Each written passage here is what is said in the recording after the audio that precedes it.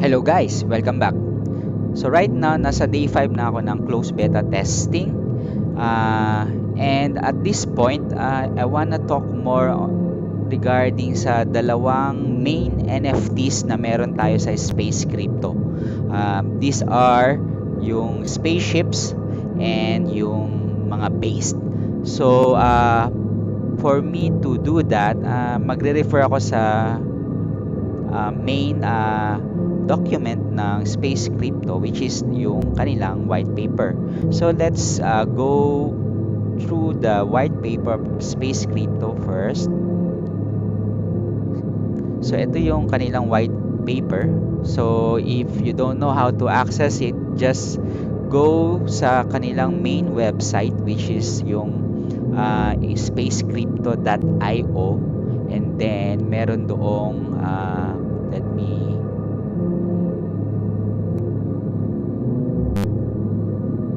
do that for you.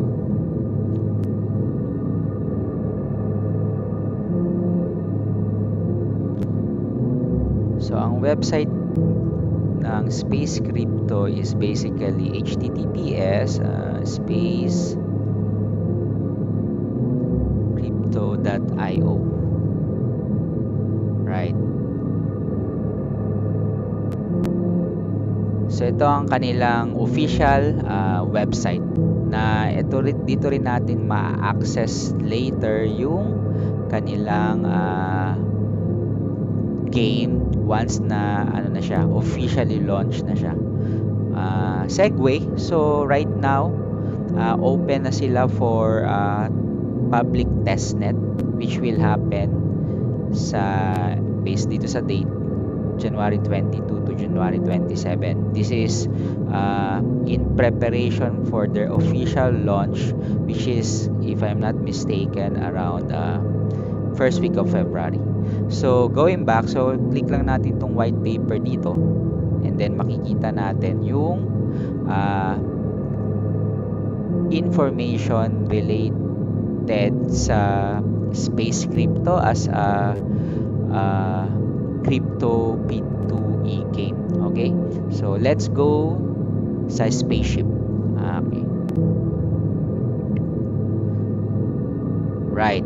So ito yung first and pinaka importanteng NFT sa Space Crypto, because for obvious reason, ito yung ginagamit natin to fight the boss spaceships in the PvE mode, which in turn enables us to farm SPE token as rewards. Okay, so based sa kanilang white paper, there are 5 rarities for spaceship.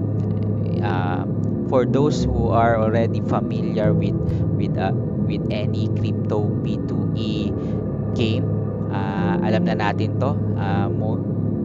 More or less same lang siya lagi. So we have the common, we have the rare, we have the super rare, we have the epic, and yung pinakamataas na rarity is yung legendary. So if I go back to my account, right, out of those 5 na rarities, meron akong 4. Sinuwerte akong mag unbox with common. So let's see this common, and then ito yung rare ko. Hindi pa siya puno, so let's check yung iba kong rare. I have 2 rares. May isa akong S rare, super rare, and epic.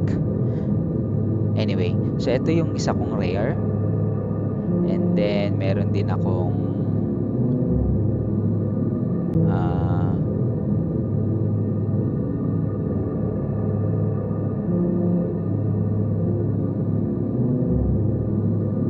epic,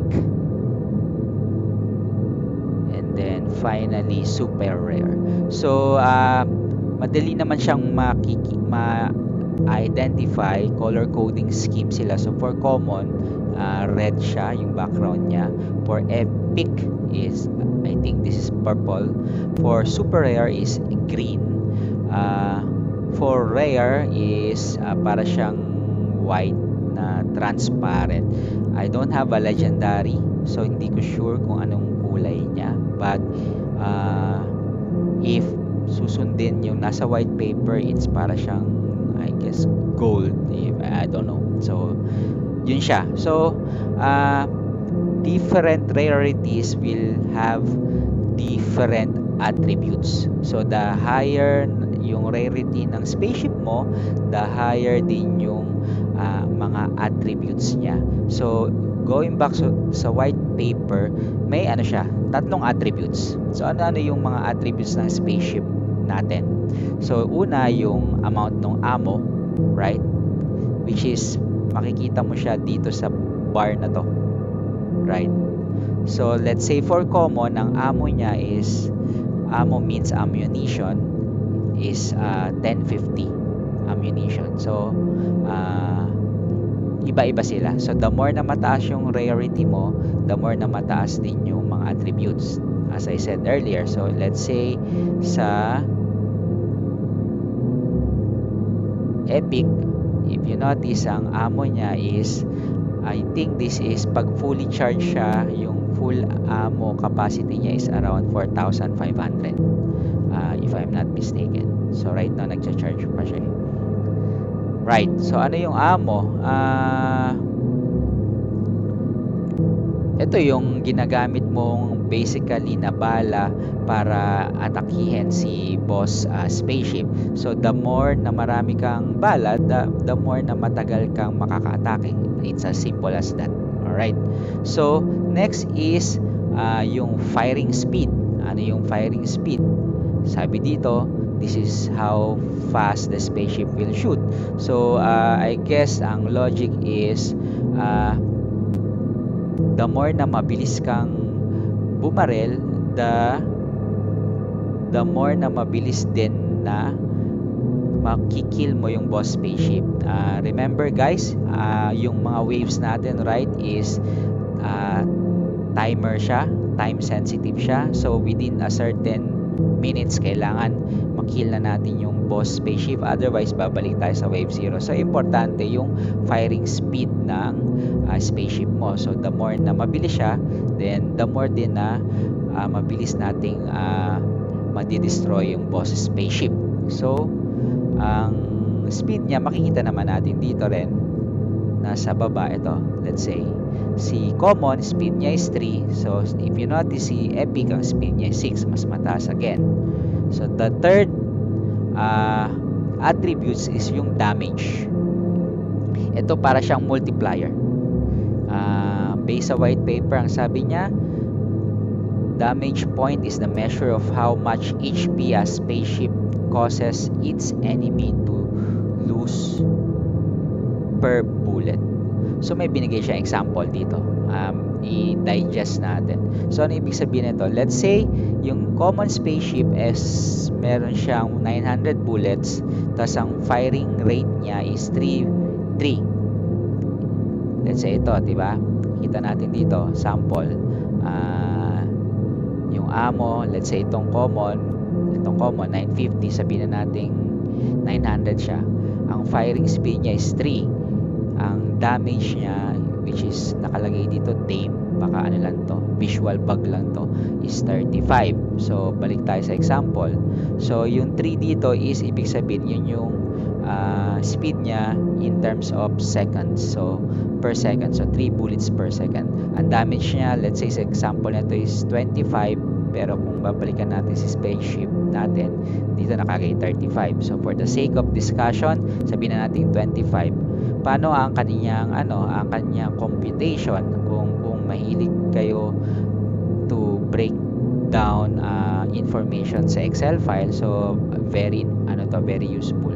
So paano gagawin natin? So para lang may rough idea kayo kung anong capacity ng specific spaceship nyo, let's say for this example, common spaceship, so that would be 900 bullets divided by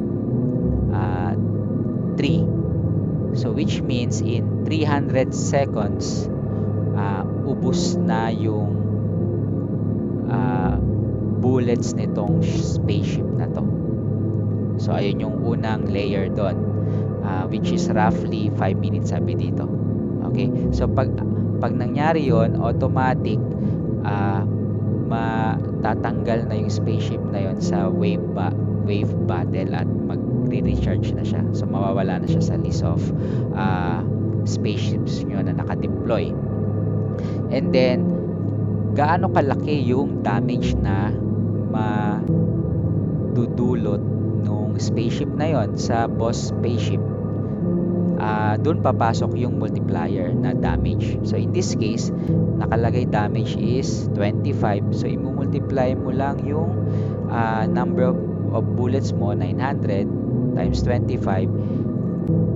Ang overall damage na ibibigay nitong common spaceship na to sa boss spaceship is 22,500. So paano siya nangyayari? So pasukin natin, let's say itong fight boss ngayon. Pasok tayo dito. Right.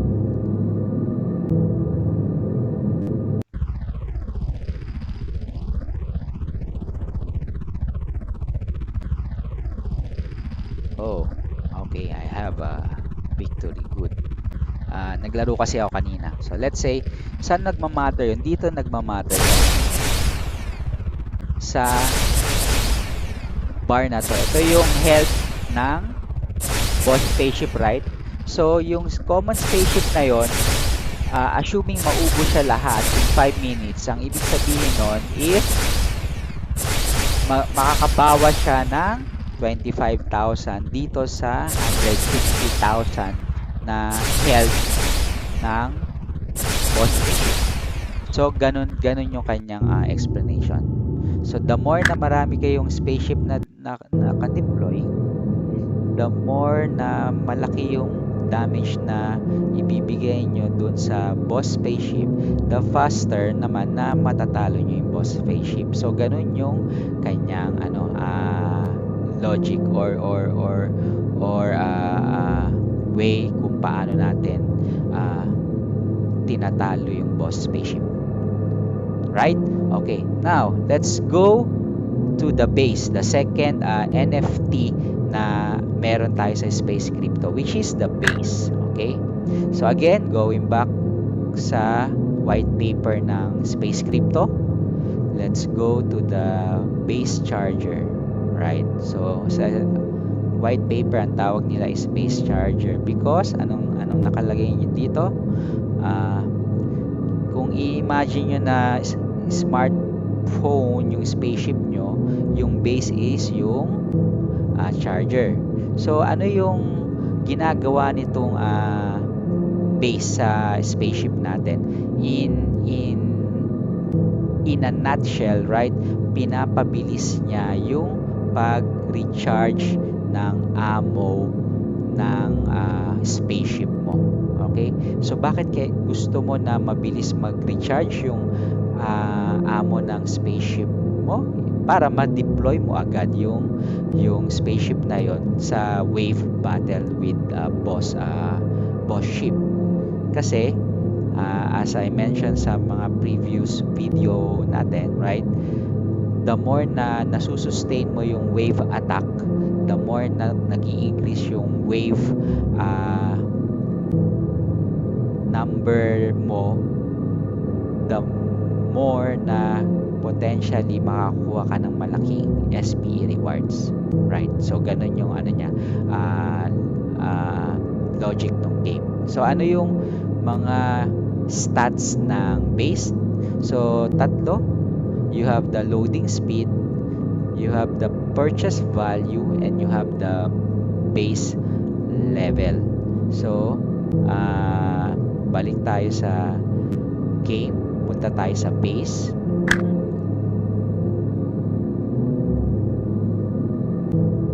So, ito yung purchase amount niya. This is in SPE. Okay? Huwag niyong pansinin itong nakalagay dito sa baba. Ano yan? Visual bug yan. But the base, ang currency na kailangan nating gamitin is SPE. Unlike sa ship na yung main token yung ginagamit natin pambili, which is yung SPG. With base, ano siya, SPE siya, right? So ito, so let's say yung pinakamababang base, cost niya is 1,700 SPE. Not so sure if this is the final cost. Walang instruction na binigay sa amin. Personally, I find it quite high kasi kung based sa paglalaro ko so far, past few days, medyo matagal-tagal tayo makaka 1,700 SPE kung talagang ganito nga yung presyo. So which means for maybe for a week or two, wala kang base na NFT once na nag-start na yung game. Okay? Reload speed, ito yon, nakalagay dito times 2, times 3, times 4. Ano siya? Factor siya. Hindi siya when we say factor, dito siya nagmamatter. Kung mapapansin nyo, ang pinaka basic na rule is ang reloading speed ng spaceship is 18 bullets or 18 ammo per minute. Ito yung is without a base. So anong gagawin ngayon ng base? Let's say, sa case ko ngayon, meron akong yung pinaka-basic na base, which is ito, nandito na siya sa list ng base ko, nasa right side na. Ang reload speed niya is x2, which means times 2. So, pag naglagay ako dito ng spaceship, so pili tayo, let's say, ilalagay ko dito yung rare ko na spaceship. Para maglagay ka dito, ang gagawin mo lang, click mo lang tong add base, right? Then may lalabas na plus dyan. So anong purpose itong plus? Kasi later, kapag marami ka ng base dito, so kailangan mong i-indicate, di ba, kung saang base mo siya gusto ilagay. So sa case ko ngayon, isa lang, ito lang naman yung choice ko. Pero kung marami na siyang base dito, kailangan pindutin mo yung plus kung saan mong base siya gustong ilagay. So in this case, ilalagay ko siya dito. So magma-mount na siya dito. Mawawala na siya dito sa list na to, na mapupunta na siya dito. Anong gagawin ngayon ng base? So instead na yung spaceship na to is ang recharge lang niya is 18 bullet per minute. Ang gagawin ni base is ita times 2 niya based dun sa reload speed. So instead na 18 bullets per minute lang, magiging 36 bullets per minute. So which means mas mabilis na mag-charge tong particular na spaceship na to. Right? So bakit naka-lock tong mga ibang base dito? Sabi kasi sa white paper,